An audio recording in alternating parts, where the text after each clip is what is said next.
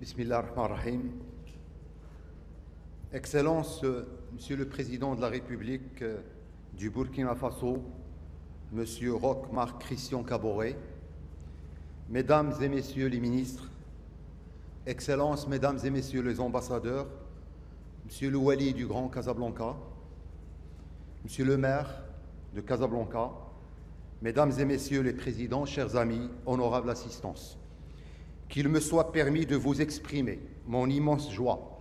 et ma grande fierté de vous accueillir à cette 5e édition du Forum international Afrique Développement, placé sous le haut patronage de Sa Majesté le Roi Mohamed VI, que Dieu l'assiste, une édition honorée par la présence de Son Excellence Monsieur le Président du Burkina Faso. Soyez les bienvenus à Casablanca. Excellence Monsieur le Président,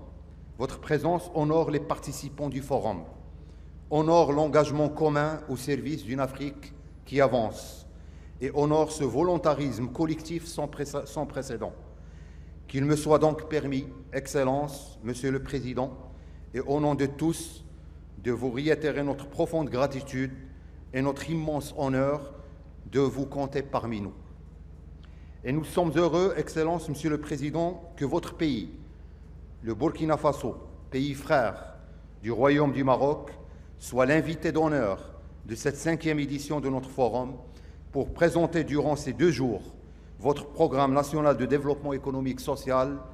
2016-2020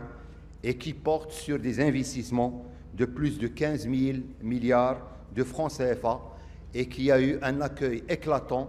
au niveau international puisqu'il a pu mobiliser de manière importante les financements nécessaires à son déploiement. Monsieur le Président, Excellences, Mesdames et Messieurs, honorables assistances, nous sommes doublement honorés à travers votre présence de voir réunis autour de cette plateforme de dialogue et d'affaires cette grande famille africaine qui a pris le temps et des avions pour se retrouver à Casablanca. Ce, à un moment historique pour le Royaume du Maroc, son retour officiel à sa grande famille africaine et sa demande d'adhésion en tant que membre à part entière à la communauté des États de l'Afrique de l'Ouest, sous la conduite éclairée de Sa Majesté le Roi Mohamed VI, que Dieu l'assiste. Nous sommes retournés à notre famille et notre famille est venue à nous. Bienvenue chez vous. Marhaba bikoum, Nouéango, Idansei, Mbolo, Kariboni, Dalal Diam, Boyeye Bolamo, Ao Bismillah, Mbi Balomo, Kangé, Huanyang et welcome. Mesdames et messieurs, voici 7 ans, nous avons décidé, sous l'impulsion de notre actionnaire de référence, l'AICINI,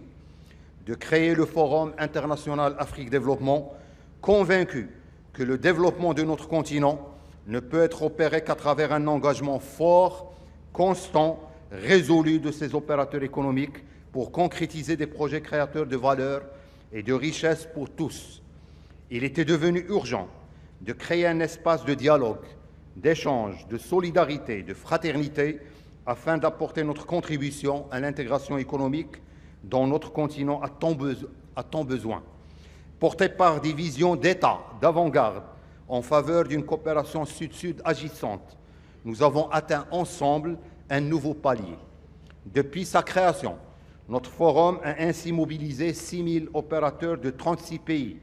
généré près de 13 000 réunions d'affaires, donnant lieu à d'innombrables opportunités d'échange et d'investissement, et est devenu incontournable dans l'agenda des opérateurs économiques et décideurs politiques engagés en Afrique. Notre 5e édition rassemble aujourd'hui près de 2000 opérateurs économiques venus de plus de 30 pays et j'adresse à cette occasion tous mes remerciements à nos sponsors et partenaires qui s'engagent à nos côtés pour l'Afrique, le groupe ICINI, Nareva, Managem, Maroc Télécom, le groupe Olam, Gabon Special Economic Zone, Société internationale de financement et de commerce, ITFC, filiale de la Banque islamique de développement, et Royal Air Maroc en tant que transporteur officiel. Le Club Afrique Développement, dont je vous ai annoncé la création l'an dernier, est également entré dans une phase ascendante. Aujourd'hui, vous êtes plus de 4000 membres actifs à bénéficier de ces services, incluant rencontres d'affaires régionales, missions sectorielles, plateformes de mise en relation et d'accès à l'information dans l'ensemble de nos pays de présence. Je vous remercie pour votre confiance et ne doute pas que les nombreuses demandes d'adhésion qui ne cessent d'affluer nous permettront de consolider ensemble un réseau d'affaires de premier plan au service du développement économique et de l'intégration de notre continent. Ces résultats, au demeurant encourageants, doivent nous inciter à nous engager encore davantage sur le terrain pour transformer les innombrables opportunités en réalisations concrètes. Aussi,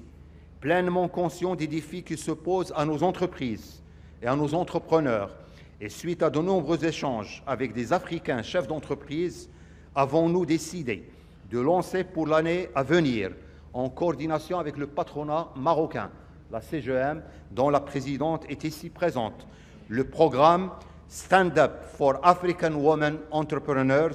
afin de fédérer les énergies et soutenir l'entrepreneuriat des Africaines en gage de reconnaissance et d'appui à toutes celles qui, au quotidien, entreprennent pour solutionner les nombreuses difficultés qu'elles affrontent.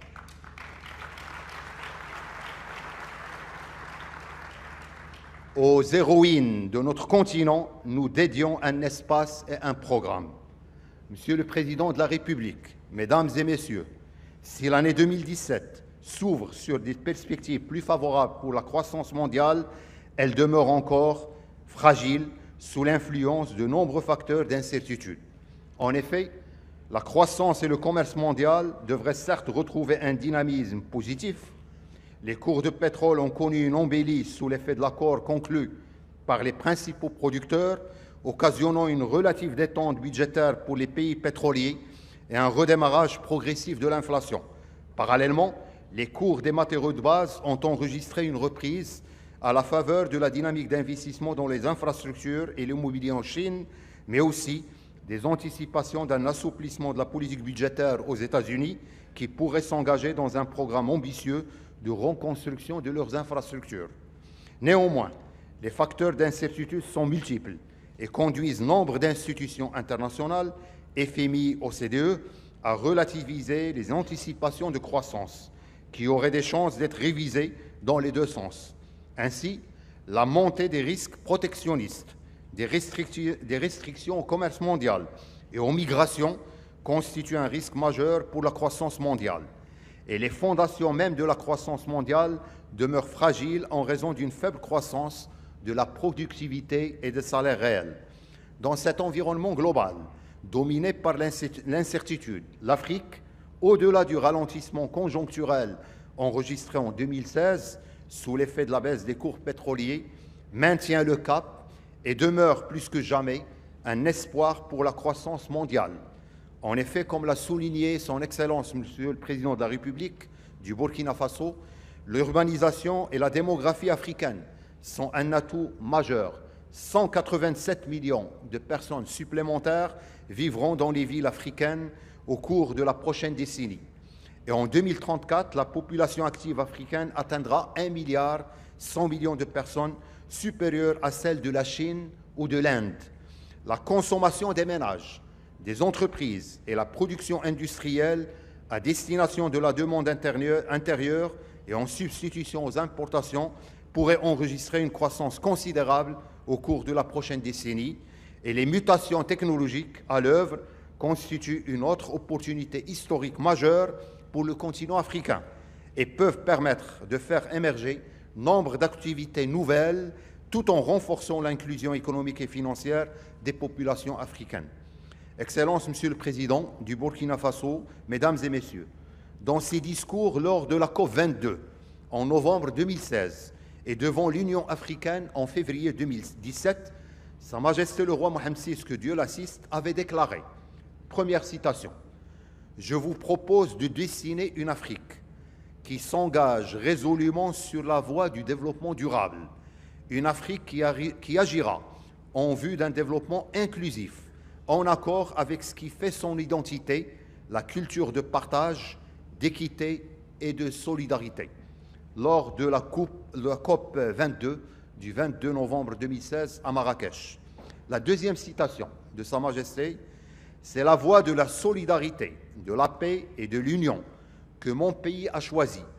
Nous réaffirmons notre engagement en faveur du développement et de la prospérité du citoyen africain. Nous, peuple d'Afrique, avons les moyens et le génie, et nous pouvons ensemble réaliser les aspirations de nos peuples. Deuxième citation de Sa Majesté le Roi lors de son discours à l'Union africaine en février 2017. Aussi, nous avons souhaité placer notre 5e édition de notre forum Afrique Développement sous le signe de la croissance inclusive, car seule l'inclusion véritable est le garant de la pérennité et de la sécurité de notre continent. Cela requiert de prendre le contre-pied des tentations protectionnistes à l'œuvre au niveau international,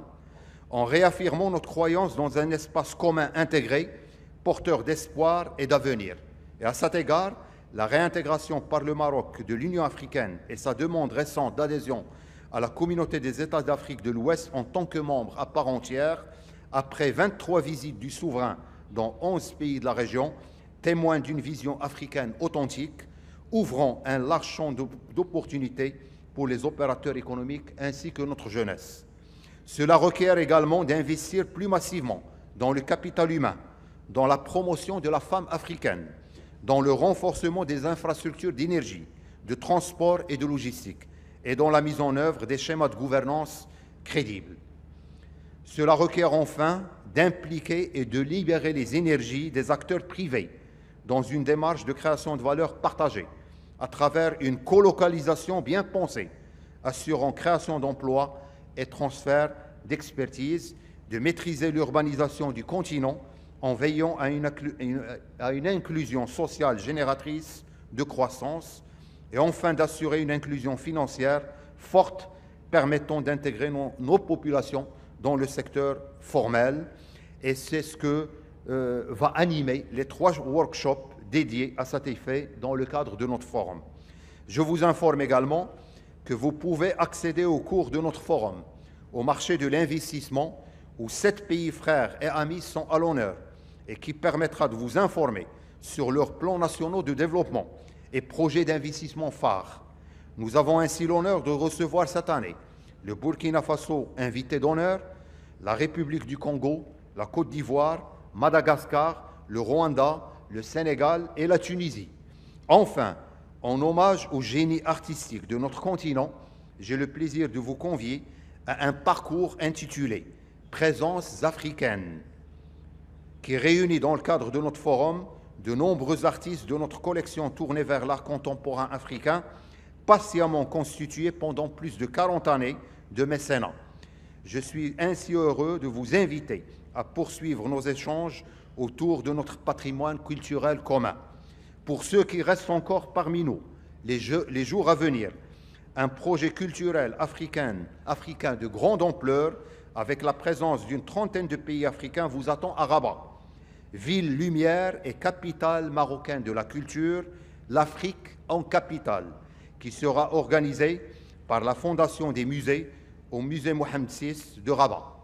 Je formule le vœu que cette 5e édition du Forum international Afrique Développement donnera lieu à des rencontres enrichissantes et des projets porteurs d'avenir. Je vous souhaite d'excellents travaux et vous remercie pour votre attention.